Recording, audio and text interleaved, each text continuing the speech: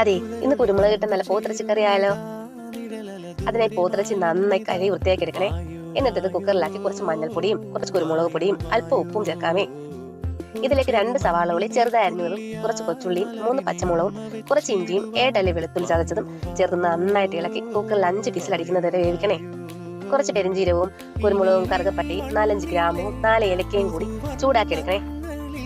എന്നിട്ട് ഇത് നന്നായി പൊടിച്ചെടുക്കണം.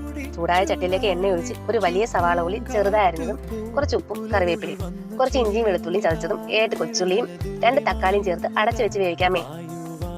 എന്നിട്ട് ഇതിലേക്ക് കുറച്ച് മഞ്ഞൾപ്പൊടിയും ആവശ്യത്തിന് മുളക് പൊടിയും ആവശ്യത്തിന് മല്ലിപ്പൊടിയും പിന്നെ നമ്മൾ പൊടിച്ചു വെച്ചിരിക്കുന്ന മസാലയും ചേർത്ത് നന്നായിട്ട് മൂപ്പിച്ച് ഇതിലേക്ക് വേവിച്ച് വെച്ചിരിക്കുന്ന ഇറച്ചിയും ചേർത്ത് നന്നായിട്ട് ഇളക്കി യോജിപ്പിച്ച് നെയ്യ് തെളിയുന്നത് വരെ തീ ലോ ഫ്ലെയിമിൽ വെച്ചെടുത്താൽ നമ്മുടെ കുരുമുളക് ഇട്ട പോത്തിറച്ചി കറി റെഡി.